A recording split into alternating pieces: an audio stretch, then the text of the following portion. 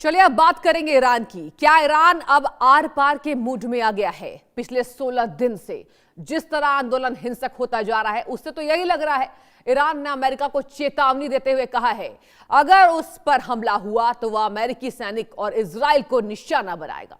दूसरी ओर ट्रंप भी ईरान को लेकर व्हाइट हाउस में महाबैठक करने वाले हैं, जिससे बड़ा सवाल यह उठ रहा है कि क्या ट्रंप आज ही ईरान पर हमला करेंगे। व्हाइट हाउस से लेकर पेंटागन तक हलचल तेज है और खबरें आ रही हैं कि अमेरिकी सेना को ईरान पर हमले का अंतिम आदेश किसी भी पल मिल सकता है। आखिर ट्रंप का प्लान क्या है? क्योंकि ट्रंप ने ईरान के साथ व्यापार करने वाले देशों पर 25% टैरिफ भी तत्काल प्रभाव से लागू कर दिया है।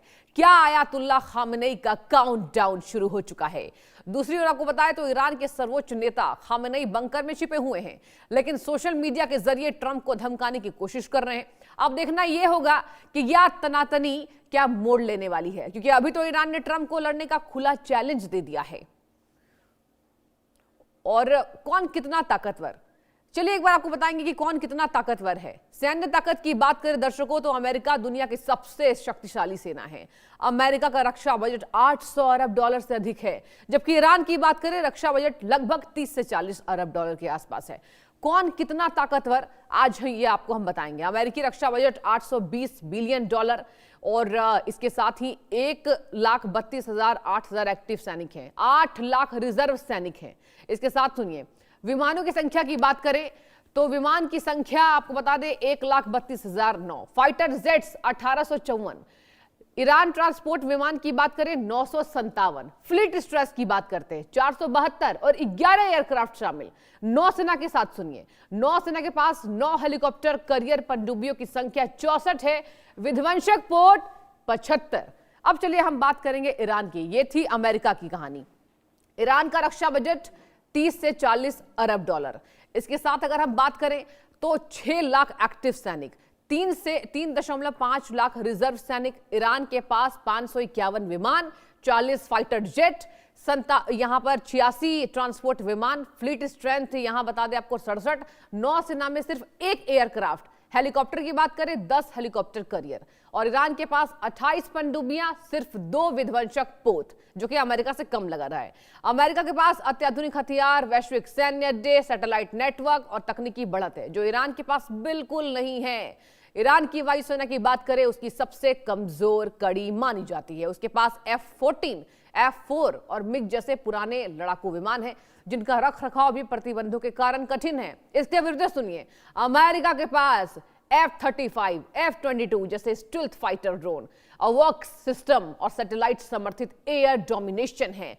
किसी भी संभावित युद्ध में अमेरिका पहले ईरान की वायु रक्षा और एयरबेस को निशाना बनाएगा, जिससे ईरान को भारी नुकसान हो सकता है। आगे सुनाते हैं आपको। ईरान और अमेरिका के बीच संघर्ष को लेकर हमारे साथ खास मेहमान भी जुड़े हैं, जिनसे हम विस्तृत चर्चा करेंगे, जानकारी लेंगे कि आखिर अमेरिका वर्सेस ईरान में कौन ज्यादा ताकतवर है। और चलिए इसी चर्चा में हम बहुत स्वागत करना चाहेंगे कर्नल टीपी त्यागी जी का, डिफेंस एक्सपर्ट के तौर पर। सर बहुत स्वागत है पहले तो इंडिया न्यूज पर। और सबसे पहला सवाल मेरा यही होगा आपसे। सर देखिए, आज हम दर्शक को बता रहे हैं कौन कितना ताकतवर। कभी बात आ रही है कि युद्ध प्रस्ताव पर कई ऐसी बातें होंगी, कभी आ रही है ये बातें कि युद्ध अब होने वाला है। सर आपसे जानेंगे क्या युद्ध होने वाला है, घंटी बज चुकी है? देखिए, ताकत को लोगों के आंकड़े पे या सिपाहियों के आंकड़े पे या ज्यादा हथियारों के नंबर पर नहीं आंका जा सकता। बिल्कुल। मैं आपको एक उदाहरण देता हूँ। 100 करोड़ का है नाटो, जिसमें अमेरिका और यूरोपियन यूनियन दोनों शामिल होते हैं। कितने हैं? 100 करोड़। वो 100 करोड़ 4 साल से लड़ाई लड़ रहे हैं रशिया से, जिसके है केवल 15 करोड़। तो वो 100 करोड़ 15 करोड़ को 4 साल की लड़ाई में नहीं हरा पाए। और ऐसे ही उनके सैनिक, तो सैनिकों की संख्या has got no meaning, what matters is the courage, is the courage. और ईरान करेज के मामले में जाना जाता है। और अमेरिका यकीनन कह सकते हैं कि ये दुनिया में सबसे ज्यादा ताकतवर देश है, लेकिन ताकतवर देश ही सबसे ज्यादा कमजोर भी होते हैं। मैं बताता हूँ कैसे। कोई दूसरा ऐसा देश नहीं है अमेरिका की तरह जिसके पूरी दुनिया में 800 से ज्यादा 800 से ज्यादा मिलिट्री बेसिस हो। और ऐसे ही ईरान के आसपास 7 ऐसे देश हैं जिसमें सीरिया है, कतर है, बहरीन है, यूएई है और सऊदी अरबिया है, जहां पे अमेरिका के मिलिट्री बेसिस है। वो मिलिट्री बेसिस में 2000, 5000, 7000, ज्यादा से ज्यादा कतर में 10-11 हजार उनके सैनिक हैं। यानी कि अगर इन मिलिट्री बेसिस के ऊपर हमला कर दिया जाए तो अमेरिका कहाँ कहाँ लड़ेगा? अमेरिका भी तो डिस्ट्रीब्यूटेड है भाई। जब तक कोई अश्वमेघ का घोड़ा तभी तक आगे बढ़ता है जब तक कोई आगे बढ़ के उसकी लगाम ठीक है सर, आप बने रहिए क्योंकि संजीव श्रीवास्तव विदेश मामलों के जानकार भी हमारे लाइव में जुड़ चुके हैं। सर, आपका ये बहुत स्वागत है इंडिया न्यूज पर। और देखिए, हम चर्चा कर रहे थे, टीपी त्यागी जी बता रहे थे कि आखिर किसकी सैन्य बल कितनी ताकतवर। एक बार हम टीपी त्यागी जी के पास लौटेंगे, फिर सर आपसे सवाल लेंगे। जी सर, बताइए। आप मेरे से पूछ रही है? जी जी, जी। आप कंप्लीट कीजिए। मैं यही कहना चाह रहा हूँ कि ईरान ने ये कह दिया कि जो भी रॉयटर है वो खुदा का दुश्मन है। लिहाजा उसको हमारे रूल 186 के मुताबिक या तो फांसी की सजा दी जाएगी या उसका दाहिना हाथ और बायां पैर काट दिया जाएगा। और पहली सजा इरफान सुल्तानी को सुना भी दी गई, जो कल को उसको फांसी की सजा पे लटकाया जाएगा। और उन्होंने अपने जो प्रेसिडेंट है उनकी बेटी के हाथ में कमांड दे दी और कहा कि तुम वो लोग, क्योंकि वो महसिना कामिनी के साथ रही थी, कि तुम ईरान के फेवर में वो कराओ, रैली निकालो। उसने निकलवा भी दी, वो रैली निकली भी। तो ईरान को आप बिल्कुल कमजोर नहीं समझ सकते। हालांकि टाइम्स के मुताबिक ये कहा गया है कि अब तक ईरान में करीब 2000 लोगों को मारा गया है, नरसंहार हुआ है, और 20,000 ऐसे हैं जिन्हें डिटेन किया गया है। और लेकिन ईरान का जो ये खोमेनी है, इस खोमेनी के साथ जो विद्रोही ग्रुप आप आए हैं उससे ये कमजोर हुआ है।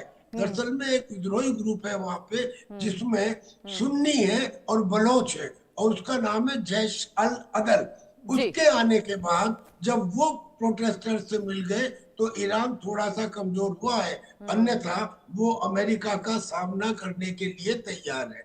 उधर अमेरिका ने वो कह दिया है कि हम 24 घंटे में उसको, अगर उसने कोई युद्ध छोड़ा या हमारी बात नहीं मानी तो ऐसा जख्म देंगे, उस जगह जख्म देंगे जहां सबसे ज्यादा दर्द महसूस हो और जो उसने आज तक ना किया हो।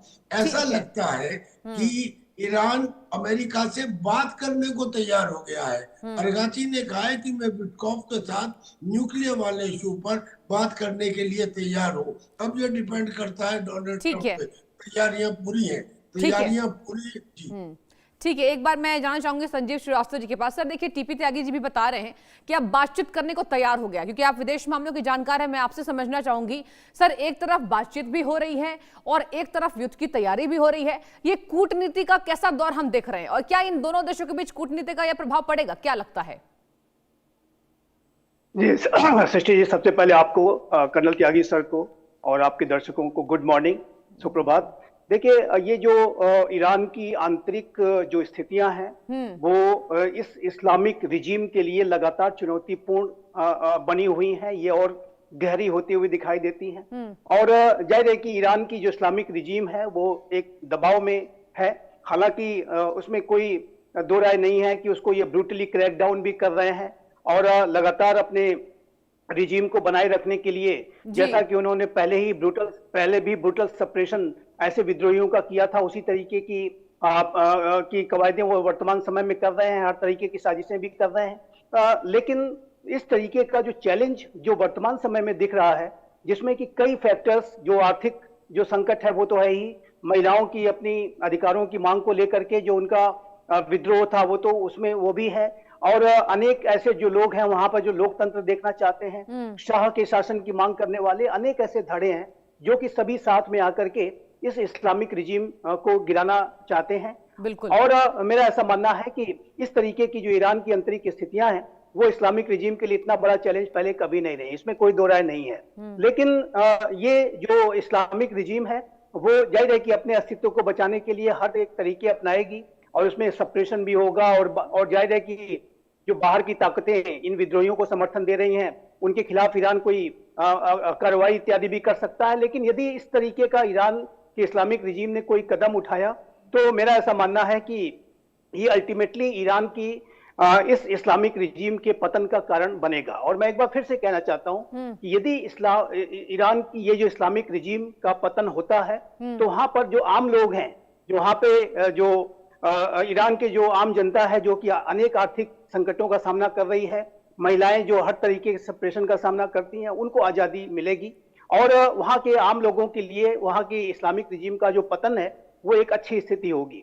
और पूरे मिडिल ईस्ट रीजन में भी मैं मानता हूं कि यदि वहां पर ये जो कट्टरवादी शासन समाप्त होता है तो ऐसे में आतंकवाद की जो चुनौती है, जिसका कि स्पॉन्सर और सपोर्टर ईरान रहा है, चाहे हमास हो, हिजबुल्लाह हो, हुती हो, सभी को ईरान के इस्लामिक रिजीम के द्वारा ही सपोर्ट किया जाता है। वो सभी ईरानियन प्रॉक्सीज ही हैं इस्लाम। तो ऐसे में आतंकवाद की चुनौती को भी डील करने में काफी मदद मिलेगी और ये अल्टीमेटली मिडिल ईस्ट रीजन के लिए अच्छे डेवलपमेंट्स होंगे। लेकिन अब देखना होगा कि आने वाले समय में ये जो इस्लामिक रिजीम है वो किस तरीके के आगे फर्दर अपनी रिजीम को बचाने के लिए कवायदे करती है। लेकिन इसमें कोई दो राय नहीं है कि ये जो रिजीम है वो काफी चुनौतियों का सामना कर रही है और उसके ऊपर जो दबाव है वो लगातार बढ़ता जा रहा है। ठीक है, एक बार दबाव बढ़ता जा रहा है आप ये कह रहे हैं। इसी पर एक सवाल लेना चाहेंगे कर्नल टीपी त्यागी जी से। सर ये बताइए, अगर हम बात करें इजराइल की तो देखिए अब खुलकर सभी देश सामने आ चुके हैं ईरान वर्सेस अमेरिका के।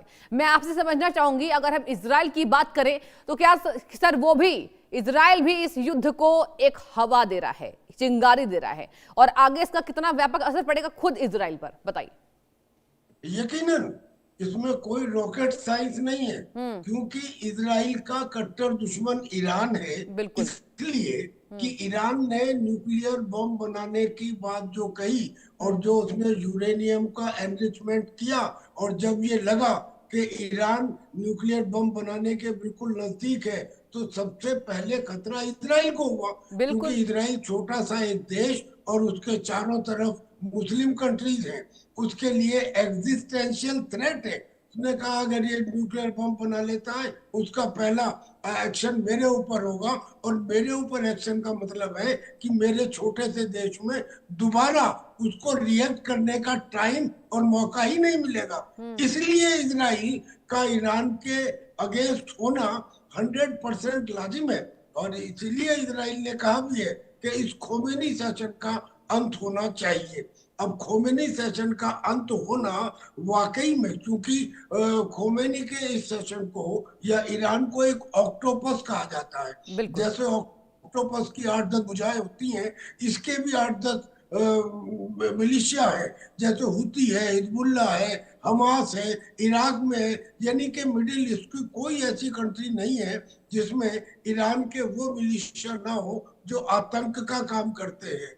इसीलिए वेस्टर्न वर्ल्ड में ये कहा जाता है कि सारी दुनिया में शांति आ जाएगी अगर ईरान, कतर और पाकिस्तान इनके ऊपर कंट्रोल कर लिया जाए या इन्हें हटा दिया जाए।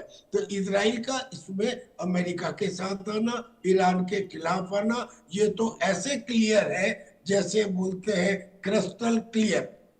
बिल्कुल। अच्छा, इजराइल ने अटैक भी किया था, 12 दिन का युद्ध हुआ, लेकिन उस 12 दिन के युद्ध के बाद अब ईरान ने अपनी मिसाइलें बना ली हैं, जो मिसाइलें पहले भी थी, लेकिन अब वो हाइपरसोनिक बना ली है, सॉलिड फ्यूल बना ली है, मॉडिफाई कर ली है, और अब उनके अंदर जो वार हेड्स है वो डिफरेंट तरह के वार हेड्स बना लिए हैं, यहाँ तक कि ICBM भी।